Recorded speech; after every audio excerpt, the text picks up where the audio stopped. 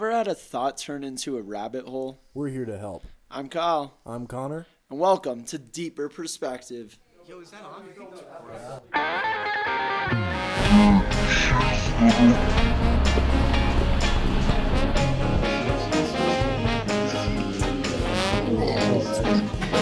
Okay, everyone move their phone.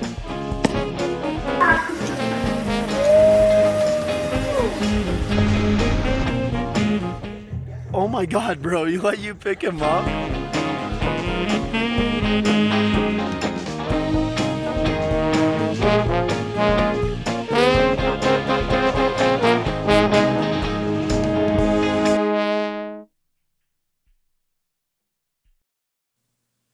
Hello, everyone. My name is Kyle. Welcome to the Deeper Perspective podcast. I'm here with two very special guests. We got our sound guy, Connor, over here.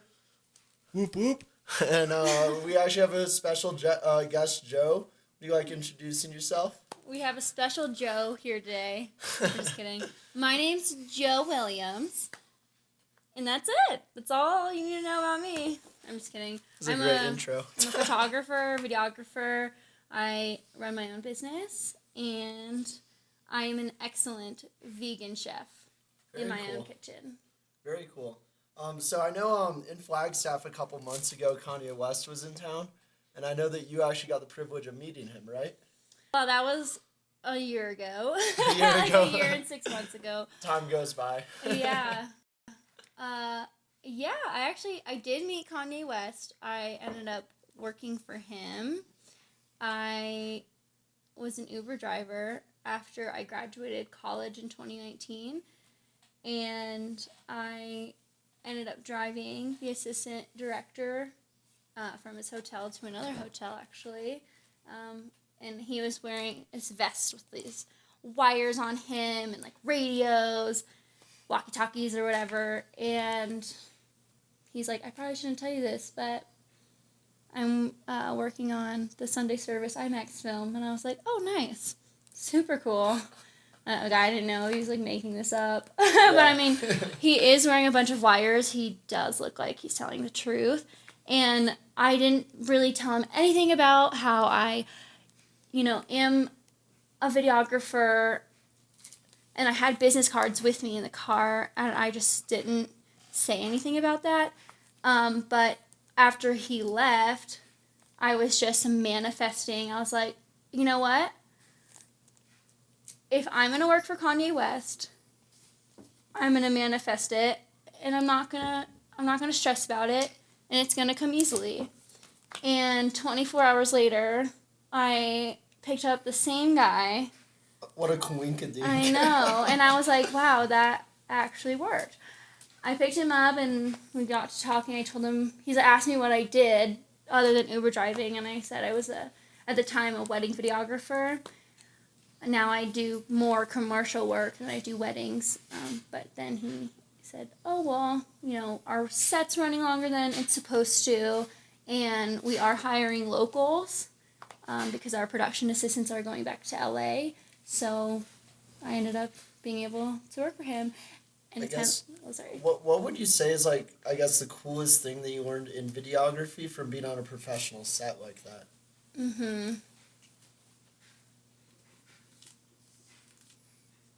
That's a good question. What did I learn? Well, a lot of people were saying a lot of different things. There were the producers, logistics coordinators, and then the guy who hired me, which was the assistant director. And because it was a crater that we were filming at, communication wasn't as easy as other sets probably would be.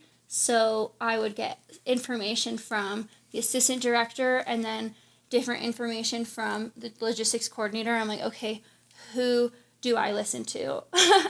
What do I do? So I'll have to tell even though I just met these people, you have to say no to one person and say yes to the other. So I guess just learning to communicate properly with people and being industrious and figuring shit out. That's awesome. And so you kind of like took what was going on that set, but you were already doing your own video work.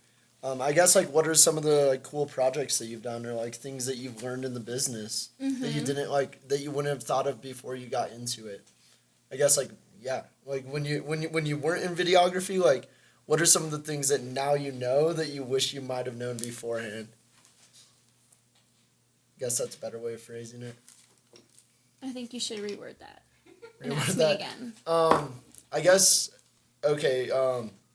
What are some things that you like before getting into videography that you now know that you wish you might have actually wanted to know beforehand that helped you actually put out better work or helped you like be more professional or like with the marketing or what are those things? Absolutely. So I haven't been doing videography for that long. I started in 2019. I created an LLC with my husband early 2019, and I didn't have a lot of experience professionally doing videography, but I mean I did work in high school and middle school, which sounds silly now, but I guess I was always very serious from the start, so I have been constantly working on my skills and developing my videography skills as well as my editing skills, and also how am I going to reach out to clients, how am I going to market my business. So I guess I've always been very serious from the start. For my earliest films, I didn't really know how to use the white balance correctly or the ISO,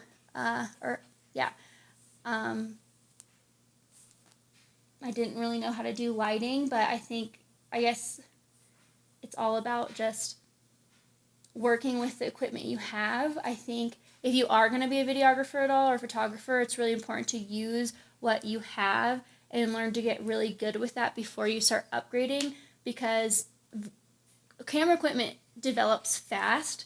So if you are buying a really expensive camera before you're actually booking clients and you're using it for work and making money from it, like you can spend 10 grand on a camera, and if you've had that for 2 years and you haven't done any work that actually makes you money, by that time you wasted $10,000, and then now it's time to upgrade your camera or your lenses. So I think it's just important wherever you're at, just to get good at what you're using. That's interesting because like in content creation you would think of the same thing. Like, technology is always moving forward. So yeah, if you're not getting the most use out of your camera and you spend 10 grand on it, then what's the point in having a 10 grand camera?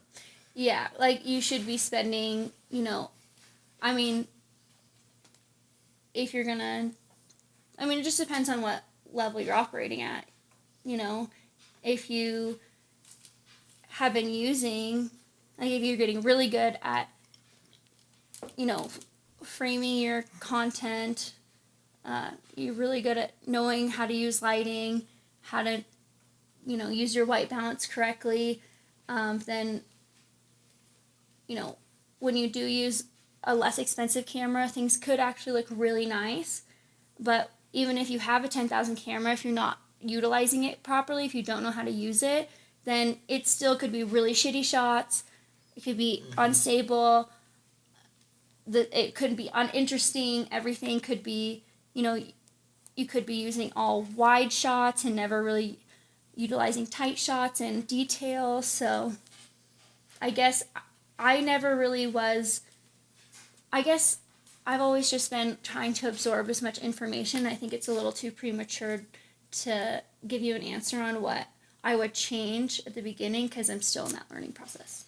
Okay. What was the first camera you ever got? So I actually bought a C100. I think I probably spent like $2,000 to $3,000 on the body, and then the lenses. I did probably spend like $10,000 to $20,000 on my equipment, but my husband, he has been doing video production for a decade. So when I do book clients, I'm not just working at the level I'm at, I'm also working with someone that has a decade of experience. So I just learned how to use that equipment really quickly, but we were also making money at the same time, so it was worth it. But then I did sell, so I had 2 C100s. I sold one of them, and I bought my Canon 5D Mark IV, which does video or photo as well. And it's not as like the C100's more of a cinematic look, and the 5D it's a lot different. So and it looks almost more quality on the 5D, but then the C100's more cinematic. So I know you said you spent like 10 to 20 or 30 grand on all of this equipment. But I guess in terms of like the LLC, like how do you guys keep like your like private life away from what your guys' work is, since you're both kind of like doing the same thing and you guys started it together? Well, Drew, my husband, he isn't really interested in doing the videography at this point.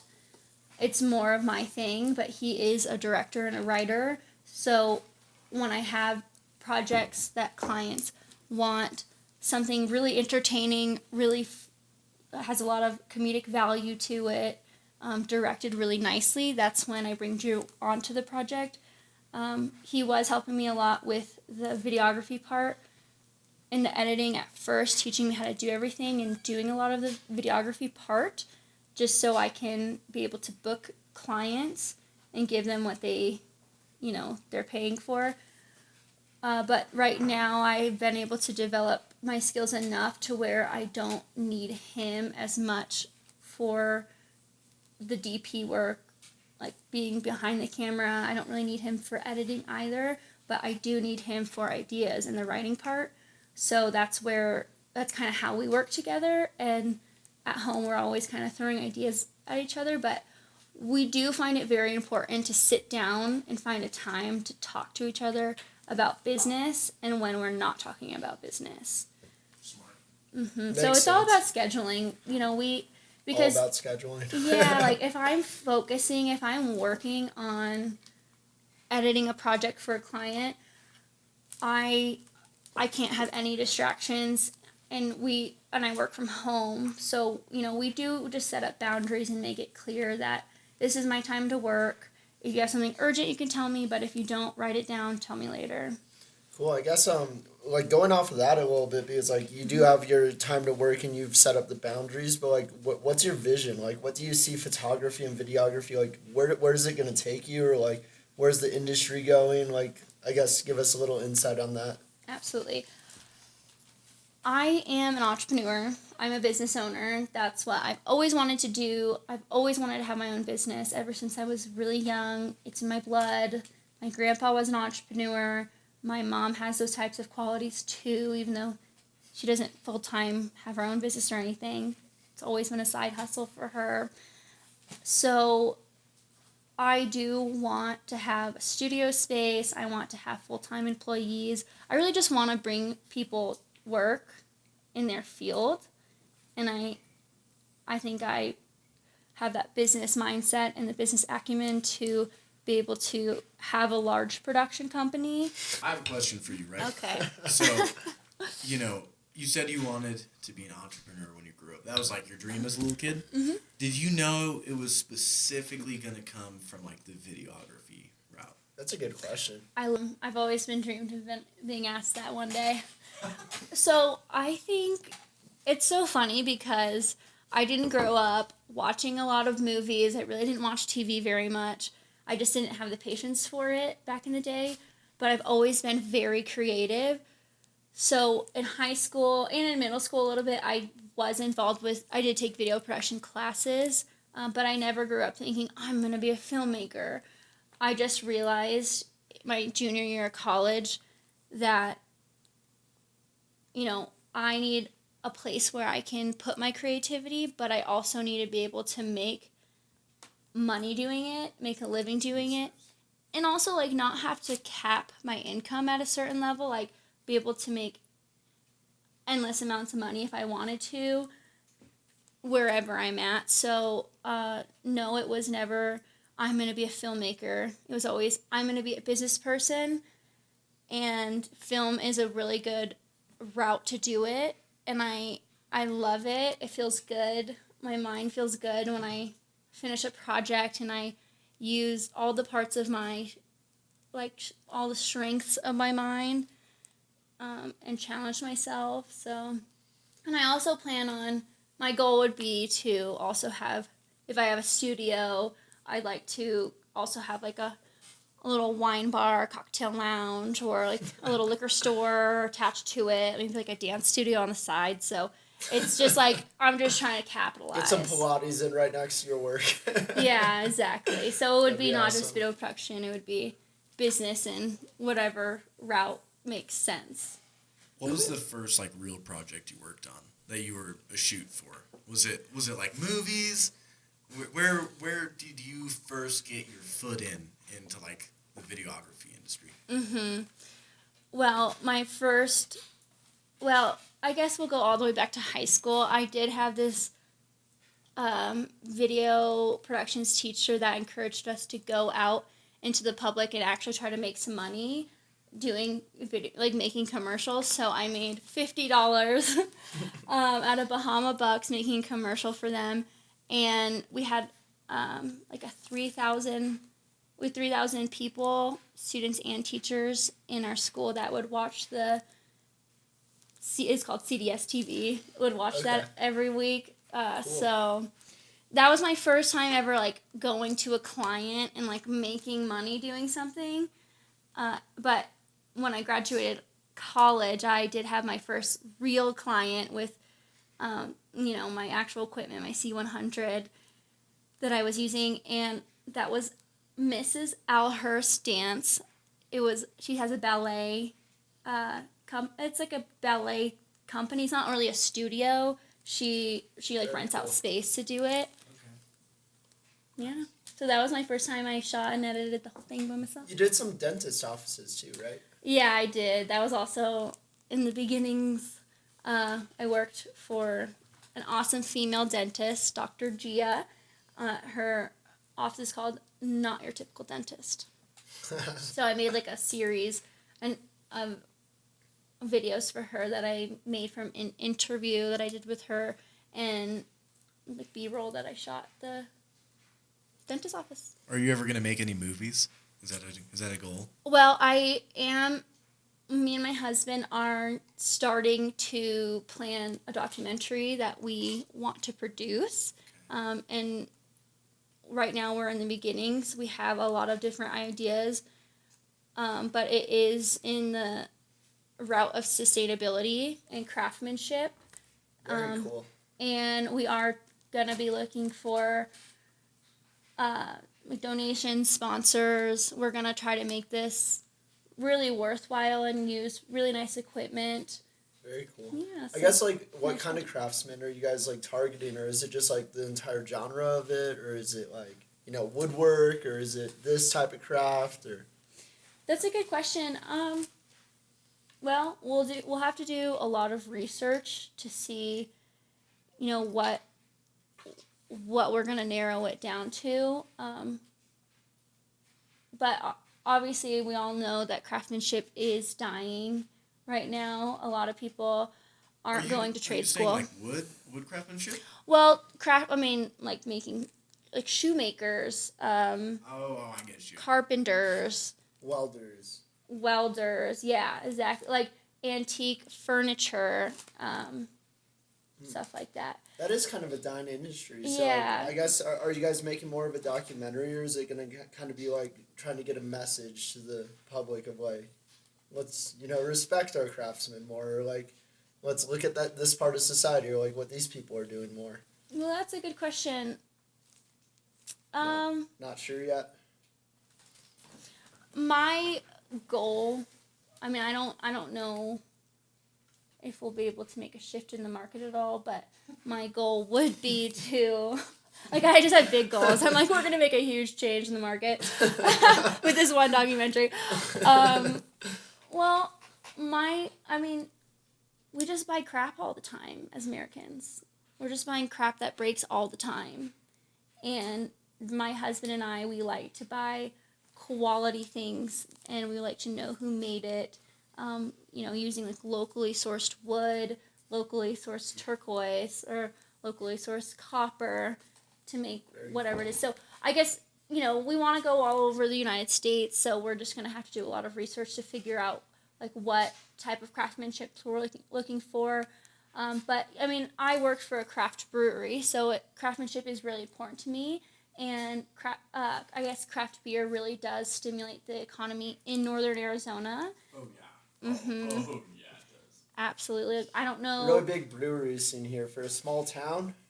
Absolutely. Full of hipsters. Hipsters love their craft beers. You know what I mean? Exactly. And it's just a really easy way to, I guess, support a local business is being able to go buy a beer that's local.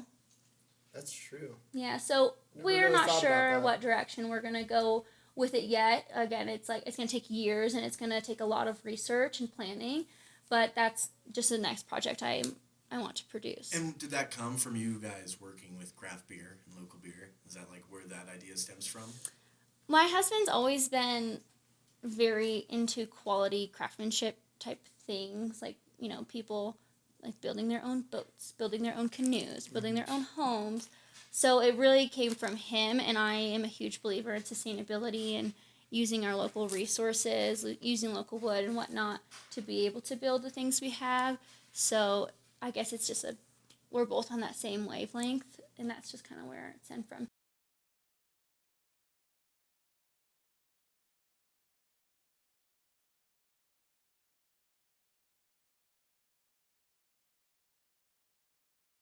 Welcome back to Deeper Perspective, guys. But I think Connor actually had a really good question when we went to break that he wanted to ask Joe. So let's get back into it. Can I just point out, I really like it. When you pour water, you get a little sizzle. I know, right? Sure. What I was going to say, so something you get in the media industry a lot is like, oh, just come do this for free for the experience. I know I've played so many gigs unpaid. It's like, oh yeah, man, you're getting the exposure. What do you think of that? Like when people tell you, oh, it's good exposure, man, just do it. Well, I just say I don't need the exposure. Okay. I think one thing you have to learn is to value your time. And again, if you say yes to one thing, you're saying no to something else. So if I'm saying yes to free work, I mean, it takes me weeks to make quality videos, and it, takes me all day to film sometimes. So I don't have a problem with saying no and saying that I don't need that exposure. I already have enough work on my belt. I'm already getting enough interest from people who are willing to pay me. And sometimes what you have to do if somebody, has interest in the work that you do, I mean, if you already have a lot of work that you're doing that you're getting paid for, sometimes you just have to say, okay, well, I can do this for you for $2,000, $3,000. And sometimes if they're desperate, and not saying that you take advantage of desperate people, but again, you have to value your time. And sometimes people, it is worth it to them to be able to have a project that you offer. So for like a starting up filmographer, right? They're not going to have the same ability to pick and choose, oh, I'm going to do this project, I'm not going to do this. Most of them will probably be like, I need a project, I need something to do. Would you tell those people that it's good to work for exposure, or just to say, like, screw it, I'm going to go find something that'll actually pay me? Well, you need to have, skills that people are willing to pay for. And again, I guess with my experience, I really did expedite the process for myself because my husband has a decade of experience. We bought really nice equipment that he has used before. He knew what to buy. So for me, I never really needed to do free work because I, one, know how to market myself, and I got, I didn't do a lot of expensive work at first, but I still got paid for what I did. But yeah, I mean, I definitely think if you don't have your skills, you need to work on them, then do free work. That's cool, though, because in a way, just the way you're talking about this, I can tell you're actually passionate about what you're doing. And I feel like the more passionate you are, the more you can charge for your skills, because ultimately you're probably doing a better job if you're actually enjoying your work, And it sounds like you kind of like have that mentality of like, I'm gonna enjoy what I'm doing, make it super quality, and then my time's worth money. Yeah, absolutely. And also, if you're not, I mean, charge what you're worth. If your skills are not worth very much, charge that. My skills weren't worth a lot at first, so I didn't charge a ton at first. Now I'm able to charge more because I have developed those skills. But also, like, I guess when you are working on something, if you have those skills, like, charge what you're worth, because if you don't, you're going to be frustrated. You're going to be you're going to have resentment against that person you're doing the work for, and it's just not good. Like, I rather deny work than say yes to it if I want to put my name on something, I want it to be quality. You know what I mean? So I'd rather say no if it's something that I can't give my best to. In terms of saying no, would you say like you have a preference? Like, you like commercials more? Do you like photography more? Like, what kind of work do you like the most? And like, sometimes you just take those jobs because you're like, it sounds like the best job to take. Well, photography is great because in the editing process, it's a lot more mindless. You can kind of listen to a podcast, kind of have like your TV on when you're editing photos, because you're just looking at something and making sure the image is beautiful. But with video, you have to be 100% present with what you're doing. You have to make sure, obviously, the audio levels are perfect, the audio is clean, you're using the right music, you're using the right shots. So it's a lot more focused work, and it does take a lot more time. And, sometimes photographers, when they get really good, when they have a decade or more of experience, they can charge, just the same as like a wedding videographer. A wedding videographer can charge like $3,000. That's a lot of money. Yeah, well, it's something that's going to be you'll have for the rest of your life. Sure. And also, if you think about it, you're making someone work for weeks doing nothing else but that video. So you're paying for the weeks of time for them to work on that. So, I mean, if you're working for a month and you get paid $3,000 to $4,000, like, that's how much. If you spend a month of time on that video, that's how much you're getting paid. Makes sense. So, I mean, wildlife, because my husband, he does a lot of wildlife videography, and he's a wildlife filmmaker, and, you only have like 5 seconds to get that perfect shot, to make sure it's stable, to make sure the white balance is perfect. Oh, wow. So, like, you have to whip out your camera super fast, make sure the lens it's focused, because the animal's not going to wait. It's going to give you like 5 seconds of beauty and then leave. So, we were just talking about wildlife filming. Mm-hmm. So, you said it was a freelance work? Mm-hmm. I guess, he did make a documentary about the Tongass National Forest, and he did work for Princess Cruise Lines. So he made a lot of like short documentary style videos for Princess Cruise Lines. And now he just mostly does his wildlife filmmaking more for to build up his portfolio, so he can one day be a Nat Geo filmmaker or freelance filmmaker. But we did utilize some of his wildlife videography for a client in Alaska. That's cool. In the tourism industry. Okay. We worked. We did a lot of work for Alaskan Sunset Cabins, and it's like an Airbnb on a cliff on the Kenai, looking over the ocean. That's really cool. Mm-hmm. It was gorgeous, and it was just a beautiful film. Speaking of Alaska, I know you guys have been there a few times. Do you plan on moving out there or using that for your craftsman's work or the I bet there's a lot documentary? of good pictures to get out there. Yeah. Yeah, absolutely. You guys should definitely check out Drew and I's Instagram. I do wildlife photos, and then he'll do the filmmaking aspect of wildlife.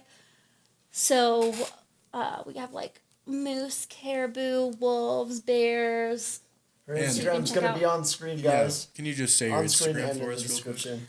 Peanutbutter.joe. Peanutbutter.joe. Okay. Go follow her on Instagram, and we'll put that up on the screen and in the description. So. And so, like, I watch so much Planet Earth. It's kind of ridiculous. And I always wonder, like, how do they get the animals to do what they do? Is it like you just pick a spot and you wait for the animals to show up? Yeah. One time, while we were in Alaska, we found this this beautiful place to camp. In Alaska, you camp for free most places because of all this It's all like BLM, public right? land, Yeah. forest Bureau of roads, absolutely. So we found this place to camp, and then this gentleman told us that this caribou was down the way, and he was waiting out wolves. A pack of wolves were trying to attack this caribou, and we were there for like 24 hours just waiting for the perfect shot. Obviously when it's too dark, we had to leave because we don't have the light for that. But my husband got this beautiful, super rare shot, very hard to get, of these wolves going for this caribou, and this caribou has this flap of skin just hanging off of it. That's and crazy. This fly is oh my God. yeah, it was. Wolves are endangered, so first they're incredibly rare to even see, let alone film. So we did have to wait a long time. It is a lot of patience and being quiet. But that must have been so worth it once you guys got that shot. When he got the shot, I wasn't even there for that. Because he's more patient than I am. I was like, I'm hungry, I'm going to go eat. I'm going to go make a fire. That's funny. But I did get some beautiful shots of the caribou. That's awesome. Do you plan on going out to Alaska anytime soon, or? My husband and I definitely want to raise kids there, in a decade from now. And we want to own a home there, and we want to spend summers there. Alaska's going to be a good place to live in 30 years when global warming starts to make the equator desert. Yeah. It's interesting because when you go to Alaska, we drove 5,000 miles while we were there. And glaciers are turning into rivers. A lot of people don't even know what that would even look like. That's crazy. Yeah. That's so insane. Yeah. Everywhere, all across every highway you go, just rivers being created by this glacier melt. And, my friend Erin, she grew up in Alaska, and she was saying how Root Glacier, she was there when she was a kid, and she could cross-country ski to the glacier. And it now you can't do that, and it looks completely different, and it just receded so much. So a lot of I got married on a glacier. I don't even know if that glacier it won't look the same. It won't. No. Yeah. So it's really interesting. It's crazy because there's so many beautiful not even national, just beautiful monuments that have been ruined by, whether it's on purpose or not on purpose for humans. I bet Glen Canyon Dam would have been a really cool place to get pictures in 50, 60 years ago. Absolutely. Yeah. There's not a lot of wild places that are untouched by humans. It's hard to find it for sure. I feel like Alaska and maybe the Yukon are some of the last couple places that you can really find. Oh, that. yeah. True wildness. Have you been to Glacier National Park before? I have. You have? How's that there? Gorgeous. Gorgeous? It's gorgeous. Is the glacier over there kind of getting smaller and smaller? I can't remember what the experience was with a glacier, but I remember just driving along these the mountainside. I guess felt like a cliff.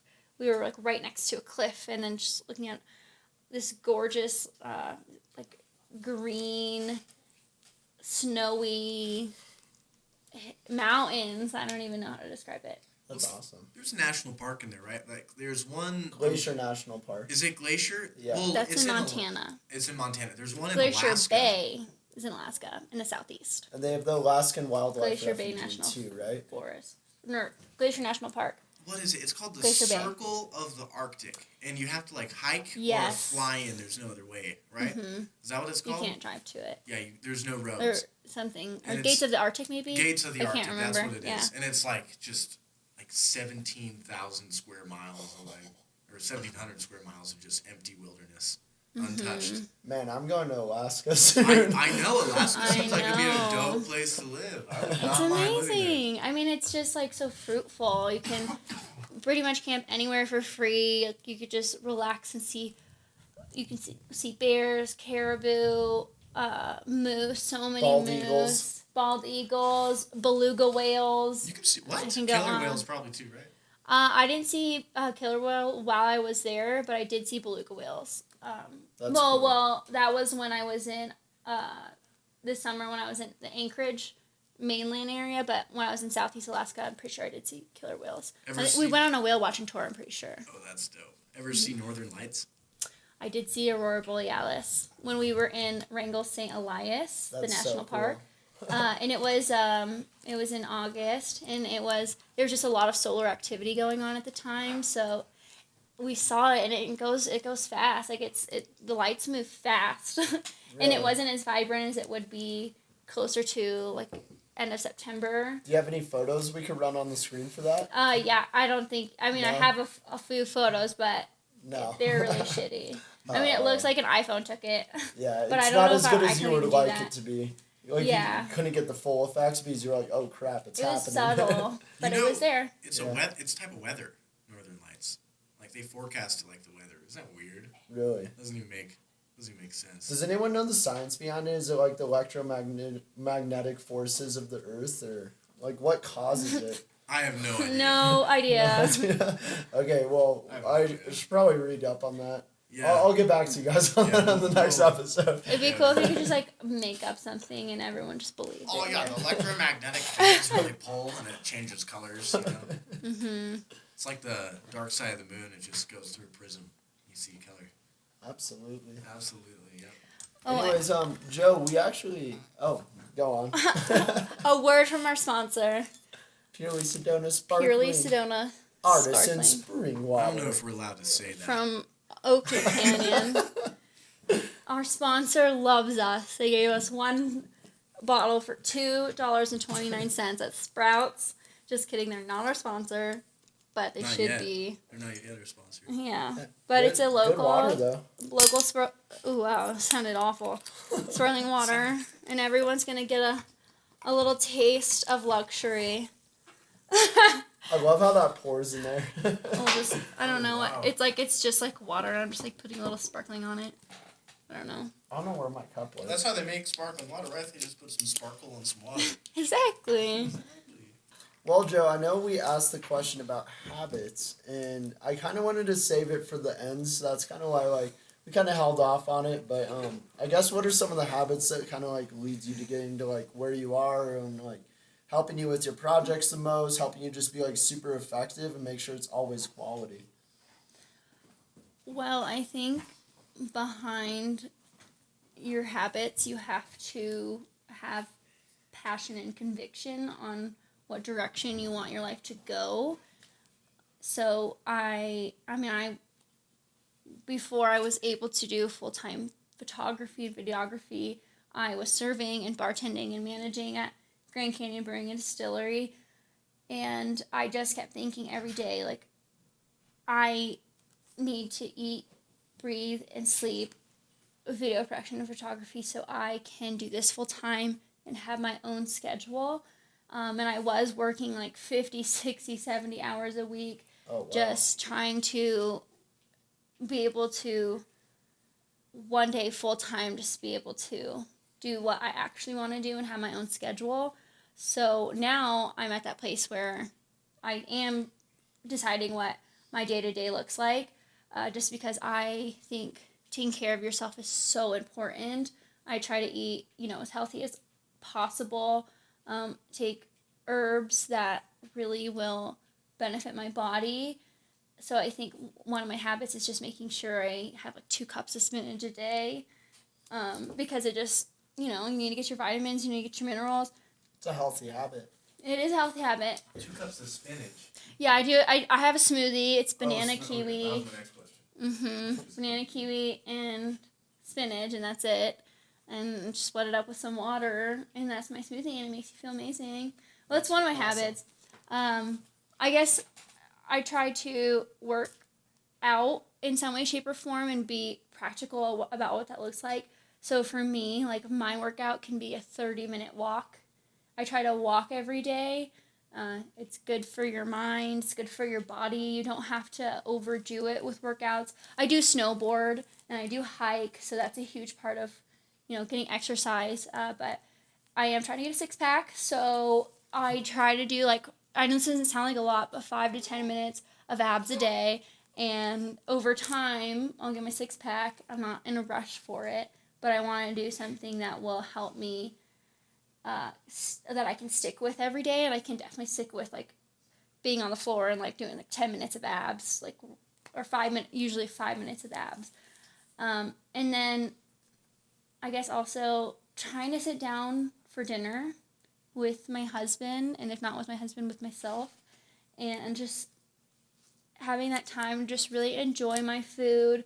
I like to cook, so I spend a lot of time cooking. It's part of my habit, trying to, not eat anything that's processed, like really trying to fuel my body. But I do like to light a candle for dinner and have, like, a glass of wine, or I'll buy, like, a bottle of sparkling water. And I think, spending the extra couple dollars on getting a bottle of sparkling water, it's only like $2 to $3, and it makes you feel like you're really, like, living a luxurious life. I mean, at least for me, just having that, self-value to spend a little bit of money on yourself just to make you feel good. And it's not a lot. Like, I'm not saying go out and spend thousands of dollars on yourself, but, just doing little habits, like sitting down for dinner and enjoying your food, is something that I really try to do. And then lastly, I won't go overboard, but I love my habits. Just taking care of yourself now. If I say go to therapy, I started, like, this is a year I'm doing everything that I need to do. I'm going to therapy. I have a plate in my ankle. I'm going to get my plate removed. I booked that appointment. I'm booking doctor's appointments. Just trying to, take care of myself now while I'm in my 20s, get my issues resolved now before I have kids. It's good to just start taking care of yourself. So I think habitually that's... Sounds like all of your habits kind of, like, lead towards, like, having, like, higher mental health, or, like, physically feeling better because you, like, are eating better and you're putting more nutrients into your system, not eating processed food. Like, all of that, do you think it actually, like, leads into, like, helping build the quality of your business too? Like, helping... Yeah, absolutely, because I'm not sick. I'm almost never sick. So that's a part of, like, when you're not sick, you're not wasting time in bed. And I do think you need to, when you're tired, you should rest. I don't think you should just overdose on caffeine. You should really take the time to respect and honor your sleep. So that's important, and that keeps you healthy. But it is unproductive, and in my opinion, to live a unhealthy life and stay unhealthy and stay sick. So do what you can, find the nutrients. Like, I take a supplement called ashwagandha. It's a plant. You can take it in, like, a powderized form, or like a supplement. That's easier for you. I do, like, capsules, and it is a plant that blocks cortisol from going to your brain, so you don't have to take on all the stress. Like, you can relieve your body of stress. And I think that is important to have a successful business, is really taking care of yourself and not overwhelming your body with stress, because you can't give your best to people if you're unhealthy and if you're always stressed all the time. So, like, in business habits, like, I first take care of myself, because that's the life I chose, to have a life where I can prioritize myself by making my own schedule, like being able to take 2 to 3 hours a day to do the things I want to do to take care of myself. And I always get my work done, and it does take a lot of self-motivation and discipline. Like, you're not always going to feel like being at home and getting your work done, but you have to, because someone's paying you to do it. So, yeah, I just think, for me, like, not everyone can be self-motivated and be able to get the work done that they need to, but, like, that's how I thrive. I thrive when no one's micromanaging me. I'll give you more than you've even asked for if you let me have my own space to create and thrive. Makes sense. And if your habits are better, then your creation and thriving is going to be just even higher. You know, you're going to be doing a way better job. So Yeah, because if you're... it's kind of like all like this like endless cycle of like the habits and the job are like feeding each other in a way. Absolutely. Healthy body, healthy mind. Absolutely. And I'm not a lazy woman. Successful people are not lazy. Like, I will take the time to have quality in my entire life. Like, I will take the time to fold my laundry properly, to iron my clothes properly, to take out the trash, to make sure I separate the glass from the recycling. Like, every single little habit, like, I want behind closed doors, like, you know, I guess you won't even know, but you'll be attracting quality people into your life when you do have quality habits. So even if you're always working, you're making things quality every single aspect of your life, and you don't think anyone's watching, well, someone that recognizes that in you, that has that in themselves, they will see that. And, that could be a potential client. Like, I want to attract people that will add value to my life. So that's why I'm constantly trying to add value to my own life so I can share that with others. Yeah, and people can pick up on that too, because like if you come in and you're kind of like bullshitting who you actually are, you're going to come off differently to people. But you're coming in and, I have all my habits in line, my life's good, and I'm emanating the energy of someone that has those types of habits, then people are going to take you more seriously. They're going to, Yeah. It builds credibility in a way. So that's solid. Yeah. So I would like to close this out with one final question. What would be your number one piece of advice for a young aspiring filmographer? That's a good question. Something I would like to take 30 seconds to think about. Okay, I'll count. 1, 2, 3. Okay. Don't be lazy. If you're young and you're able, you gotta work hard.